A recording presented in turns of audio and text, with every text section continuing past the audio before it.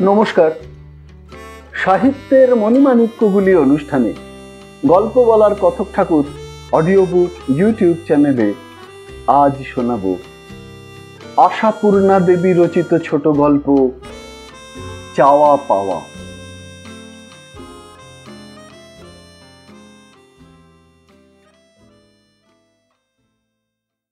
ডাক্তাররা ভরসা দিলেও ছেলে বউ কিছুতে ভরসা পাচ্ছে না। ফেরার কথা তুলতেই হাঁ হাঁ করে বলছে, না না বাবা, আপনি বুঝছেন না, এখনো আপনার যথেষ্ট দুর্বলতা রয়েছে, এখনো বেশ কিছুদিন রীতিমতো নিয়মে থাকা দরকার, বাড়ি গেলেই অনিয়ম হবে। ছেলে বউদের এতটা উৎকণ্ঠায় গিরিজাবাবু যে মনে মনে বেশ একটু গর্বের তৃপ্তি অনুভব করছিলেন না তা নয়, তার জোরেই হাসপাতালে থাকার বিরক্তিটাও সহ্য করে নিচ্ছিলেন। কিন্তু আর পারছেন না, অতিষ্ঠ লাগছে। এক আধ দিন নয়, পুরো তিনটে মাস কেটে গেল এই হাসপাতালের কেবিনে। গিরিজাবাবুর যা কেস তাতে এতদিন হাসপাতালে থাকার কথা নয়, তাছাড়া রাখতে পারেই বা কজন? গিরিজাবাবুর ছেলেরা কৃতি বলেই পেরেছে, এখনো পারছে, কিন্তু গিরিজাবাবুই আর বরদাস্ত করতে পারছেন না এটা। ওরা পিতৃভক্ত বলেই তো আর গিরিজাবাবু অবোধ হতে পারেন না।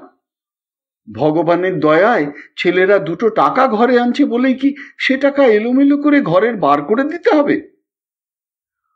আন্তরিক যন্ত্রের বৈকল্যে গিরিজাবাবু ভুগছিলেন কিছুদিন, তাই বটে, কিন্তু সেটাকে এই যাবৎ তেমন আমল দেননি। বলতেন, বুড়ো বয়সে এমন হয়, আরো কত হবে। তবে ব্যথা ধরার সময়টাতে কাবু না করে ছাড়তো না, তখন মনের জোরটা কমে আসতো। আর ঠিক সেই কাবুর সময়েই চেপে ধরল ওরা, শেষ পর্যন্ত রাজি করিয়ে ছাড়ল। তারপর তো এই অপারেশন এবং হাসপাতাল, ব্যাস। গতকাল এই নিয়েই তর্ক করেছেন গিরিজাবাবু ছেলেদের সঙ্গে। তোমাদের সব কথাই তো এ পর্যন্ত শুনলাম বাপু, এবার আমার কথাটা তোমরা শোনো। শুনে বড় ছেলে কাল ঈষৎ রাগ দেখিয়ে গেছে, বলেছে, বেশ, আপনার যা ইচ্ছে করুন। গিরিজাবাবু অবশ্য মনে মনে হেসেছেন, ভেবেছেন, বাপু তোমাদের রাগ তো এই দেখানোই, নইলে বাবার কথার প্রতিবাদ কি জীবনে করেছ?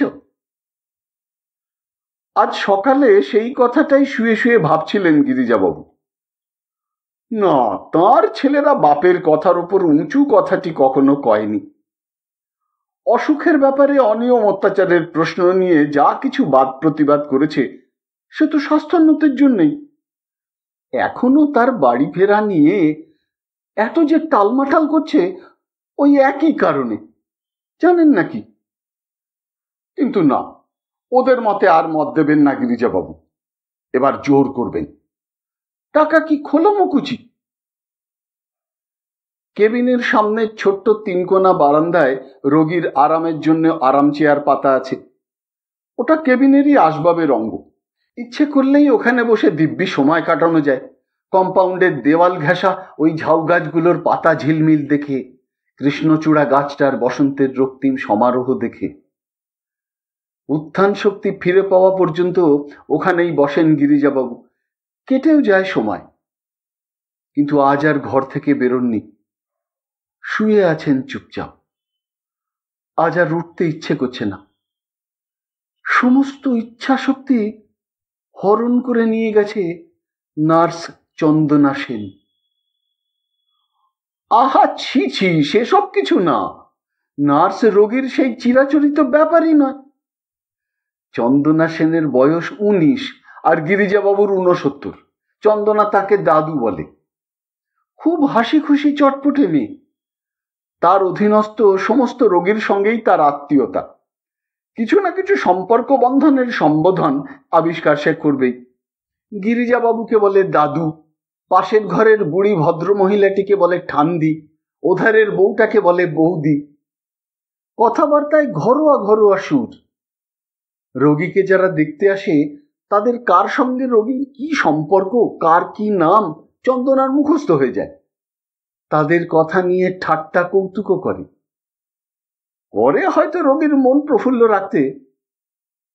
কিন্তু ওর আজকের কৌতুকটা গিরিজাবাবুর কোনখানে ধাক্কা দিয়েছে সে যদি বুঝতো নার্স চন্দনা সেন।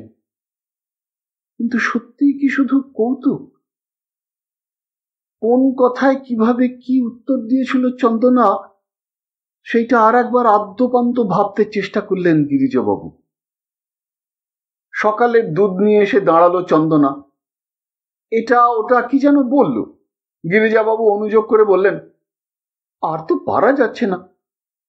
আমার ছেলেদের আতঙ্কটা একবার দেখেছো তো নার্স?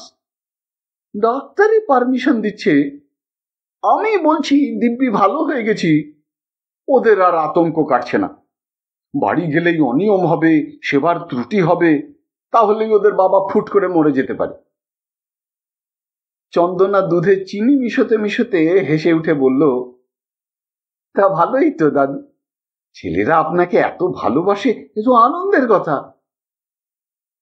আহা, আনন্দের কথা তো বুঝলাম, গিরিজাবাবু অসহিষ্ণু ভাবে বললেন, কিন্তু আমার পক্ষে সেটা আর আনন্দের বিষয় হচ্ছে কিনা সেটা বুঝতে হবে তো। আমি তো গ্যারান্টি দিচ্ছি বেশ সেরে উঠেছি, আর অনিয়ম অত্যাচারও করব না। চন্দনা দুধের গ্লাসটা এগিয়ে দিয়ে বলল, এখন তো গ্যারান্টি দিচ্ছেন, বাড়ি গেলে হয়তো বলতে শুরু করবেন, এটুকি হাঁটলে কিছু হবে না, ওটুকু খেলে কিছু হবে না। বলবো, বুঝলাম, তাই বলবো। গিরিজাবাবু হুঙ্কার দিয়ে উঠলেন, চিরকাল রোগী হয়ে থাকবো নাকি? বলি, নার্স, অন্য দিকটাও তো দেখতে হবে। হাসপাতালে তো আমাকে অমনি অমনি থাকতে দিচ্ছে না। দৈনিক কতগুলি করে টাকা খুঁজছে তার হিসেব রাখো। চন্দনা হেসে উঠল, সে হিসেবে আর আমার কি দরকার? কিন্তু আপনারই বা কি দরকার দাদু, জোগাচ্ছেন তো আপনার ছেলেরা। হ্যাঁ, পরপর সব কথাগুলোই মনে পড়ছে গিরিজাবাবুর, সব উত্তর প্রত্যুত্তর। এ কথায় হঠাৎ মেজাজ গরম হয়ে গেল গিরিজাবাবুর। বললেন, তোমার কথাবার্তাগুলো তো বেশ মানুষের মতো নয় নার্স। ছেলেরা জোগাচ্ছে বলে আমার গায়ে লাগবে না? কি কষ্টে কত গায়ের রক্ত জল করে ওরা টাকা উপায় করছে, সে কথা আমি বুঝবো না? চন্দনা খালি দুধের গ্লাসটা গিরিজাবাবুর হাত থেকে ফিরিয়ে নিয়ে হেসে উঠে বলল, তা সে তো আপনি বুঝছেনই, কিন্তু তাঁরা যদি এটাই সুবিধে বলে বোঝেন। সুবিধে? রীতিমতো চেঁচিয়ে উঠলেন গিরিজাবাবু। সুবিধে? সুবিধা মানে কি নার্স? তোমার এ কথার মানে কি? কি মুশকিল, চুপছেন কেন দাদু? চন্দনা সেন একটু সামলে নিয়েছিলেন নিজেকে, সামলে নিয়ে বলল, মানে আর কি, ওরা মনে করছেন আপনার এখানেই সুবিধে হচ্ছে। গিরিজাবাবু ধৈর্য রাখতে পারছিলেন না, চেঁচিয়েই যেন প্রতিপক্ষ সামনে রয়েছে এইভাবে বলতে লাগলেন, সে কথা তো আমি 1000 বার বলছি যে আর এখানে তিষ্ঠতে পারছি না আমি। বুঝলাম এখানে আমার খুব সেবা যত্ন হচ্ছে, কিন্তু মানুষের মন বলেও তো একটা জিনিস আছে। বাড়ি ছেড়ে নাতিপুতিগুলোকে ছেড়ে কতকাল পড়ে থাকবো? তাছাড়া ডাক্তারে বলছে, অথচ ওরা মিথ্যে ভয়ে অনর্থক জোর করছে। শুনে চন্দনা সেন জোরে হেসে উঠল। মিথ্যে ভয়টা তো সত্যির চাইতে জোরালো হবেই দাদু, নইলে সত্যি ভয় যেদিন পেয়েছিলেন ওরা, সেদিন কি আর মুখে কথাটি ছিল? শুধু মুখগুলি শুকিয়ে আমসি হয়ে গিয়েছিল। রাগ ভুলে তৃপ্তির হাসি হাসলেন গিরিজাবাবু। হ্যাঁ, স্পষ্ট মনে পড়ছে, হাসলেন তিনি, তৃপ্তির আর গর্বের হাসি। বললেন, ওই তো ব্যাপার। মা গেছে ও বছর, এখন বাপকে নিয়ে সর্বদা হারাই। নইলে আমি কি রোগকে গ্রাহ্য করবার ছেলে? ওরাই একেবারে ব্যস্ত হয়ে উঠল। এই বেলা চিকিৎসা করা দরকার, এই বেলা অপারেশনের দরকার। তারপরে এই ফৈজত দেখো না, জেনারেল বেডে চলবে না, কেবিন চাই, আলাদা চাকর চাই, যাতে বাপের এতটুকু কষ্ট না হয়। তা সেদিন খুব ভয় পেয়েছিল, কি বলো? আরো একবার পরিতৃপ্তির হাসি হাসলেন গিরিজাবাবু। কিন্তু চন্দনাও হাসলো কেন? রহস্যময় হাসি। হেসে বলল, কোন দিন? কোন দিন? গিরিজাবাবু নিতান্তই চটলেন। কোন দিন মানে? ওই তো বললেন নিজেই, অপারেশনের দিন ওদের মুখগুলি শুকিয়ে আমসি হয়ে গেছিল। চন্দনা দুধের গ্লাসটা নামিয়ে রেখে চলে যেতে যেতে মুচকি হেসে বলে গেল, সেদিনের কথা তো বলিনি। বলছিলাম অপারেশনের পর যেদিন প্রথম আপনার জ্ঞান হলো, অক্সিজেন বন্ধ করা হলো, ডাক্তার বললেন ক্রাইসিস কেটে গেছে। গিরিজাবাবু প্রায় ধমক দিয়ে উঠলেন, নার্স চলে যেও না, দাঁড়াও, অমন উল্টো পাল্টা কি বলছো, বুঝিয়ে দিয়ে যাও। যেদিন জ্ঞান হলো সেদিন কিসের ভয়? কি মুশকিল। শেষ হুলটি বিঁধিয়ে দিয়ে চলে গেল চন্দনা। আপনি যে দেখছি একেবারে ছেলে মানুষ, কি ভয় বুঝলেন না? যে ভয়ে দৈনিক 22 টাকা খরচ করতেও গায়ে লাগে না, সেই ভয়। চন্দনা চলে যাওয়া পর্যন্ত আর উঠতে পারেননি গিরিজাবাবু। স্তম্ভিতের মতো বিছানায় পড়ে আছেন। রোগশয্যার পাশে দেখা ওদের উদ্বিগ্ন মুখের রেখাগুলোর ভাষা হাতড়াচ্ছেন মনে মনে। যে রেখাগুলি দেখলে চৈতন্য অচৈতন্যের মধ্যেও বুকটা আনন্দে, আবেগে, গর্বে, পুলকে ভরে উঠত গিরিজাবাবু। বুকের সেই ভরাটি ভাবটা কোথায় গেল? একটা বাচাল মেয়ের বাজে তামাশায় সমস্ত পৃথিবীটাই ফাঁকা ফাঁকা লাগছে কি জন্যে? দাদা, আজ বাইরে বেরোননি যে? চমকে উঠে বসলেন গিরিজাবাবু। ডাকে কি? দরজায় দাঁড়িয়ে পাশের কেবিনের বুড়ি ভদ্রমহিলা, চন্দনার ঠান্ডি। বিধবা, পাতলা শুকনো চেহারা, চুল ছোট ছোট করে ছাঁটা, কথায় প্রাদেশিক টান। গিরিজাবাবু যখন বারান্দায় আরাম চেয়ারে গিয়ে বসেন, মাঝে মাঝে দেখা হয় মহিলাটির সঙ্গে। তিনিও উদয়াস্ত ওই বাইরেই থাকেন, কিন্তু এমন কিছু আলাপ হয়নি। এক আধ দিন সামান্য দু একটা কথা। ভদ্রমহিলা আবার প্রশ্ন করলেন, শরীর ভালো আছে তো? হ্যাঁ, ভালোই আছে, ঠেলামারা ভাবে বললেন গিরিজাবাবু।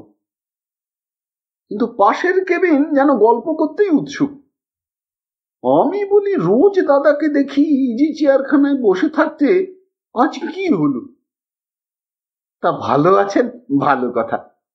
আপনাদের পুরুষ ছেলের প্রাণ কত দামি, একটুকুতেই ভাবনা ধরে। আমাদের মতো পোড়া জানতো নয়। হঠাৎ যেন খেঁকিয়ে উঠলেন গিরিজাবাবু। দামি মানে? দামি মানে কি? বুড়ো হলে কেউ দামি নয়। ভদ্র মহিলা কিন্তু এ ধমকে দমলেন না। আন্তরিক দরদের সুরে বললেন, সে কথা আর যে বলে বলুক দাদা, আপনার বলা সাজে না। আপনার ছেলে বউয়ের তুলনা একালে নেই। দেখছি তো এই 1-1.5 মাস। শুনি আপনি আরো 2 মাস হলো এসেছেন। ছেলেরা কি আপনার এতটুকু অসন্তুষ্ট হয়েছে? পয়সারে পয়সা জ্ঞান করছে না? সোনার চাঁদ সব ছেলে। এমন সন্তান মানুষ করাও সার্থক।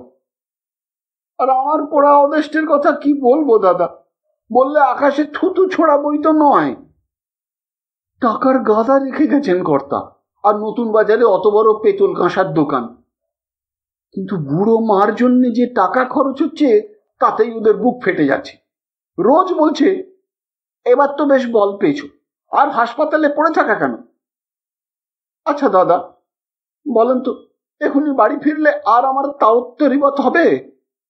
অথচ এত বড় অস্তরটা হলো, এখনো হঠাৎ দাঁড়ালে পা কাঁপে, মাথা ঘুরে। তা ওরা বিশ্বাস করে না। বড় বউ আবার কাল বলে গেল, মা আপনি বাড়ি নেই, বাড়ি যেন ফাঁকা, আর আপনার নাতি নাতনি গুলোরে তো আর সামাল দিতে পারছি না।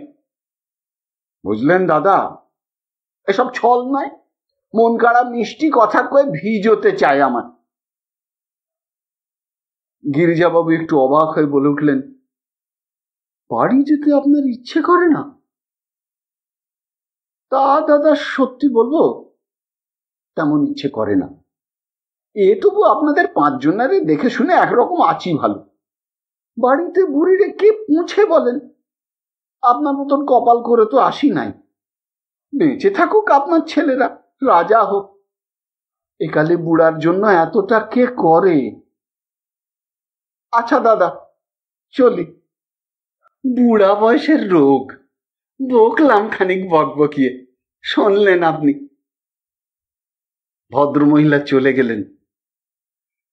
গিরিজাবাবু কিছুক্ষণ বিহ্বল হয়ে বসে রইলেন। তারপর কখন এক সময় যেন শুয়েও পড়লেন। কিন্তু এত আশ্বাস আর এমন উৎকৃষ্ট নজির দেখে শুনেও বুকের সেই ফাঁকা ফাঁকা ভাবটা কাটল না কেন? সংসারের অভিজ্ঞতায় চুল পাকিয়ে ফেলা এই বৃদ্ধা ভদ্রমহিলার কথার চাইতেও সেই কথার ওজন জ্ঞানহীন চটুল বাচাল মেয়েটার কথাই সত্যি বলে মনে হতে চাইছে কেন? কেন বারবার স্মরণ করতে চেষ্টা করছেন ওর ছেলে বউয়ের মুখে কোন মুহূর্তে আশার ছাপ দেখেছিলেন আর কোন মুহূর্তে হতাশার? চন্দনা সেন কি সম্পূর্ণ দায়ী, না নিমিত্ত মাত্র?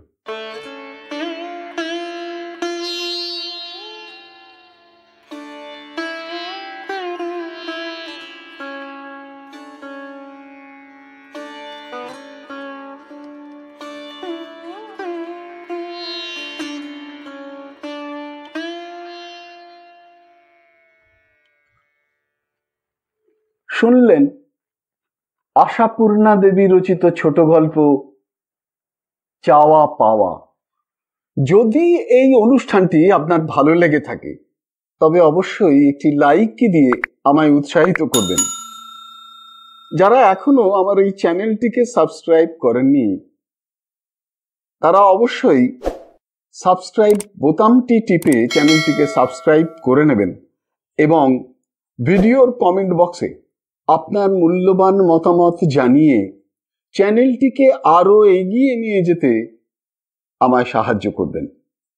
ভালো থাকুন, পাশে থাকুন, সুস্থ থাকুন আর শুনতে থাকুন সাহিত্যের মণিমাণিক্যগুলি অনুষ্ঠানটি। নমস্কার।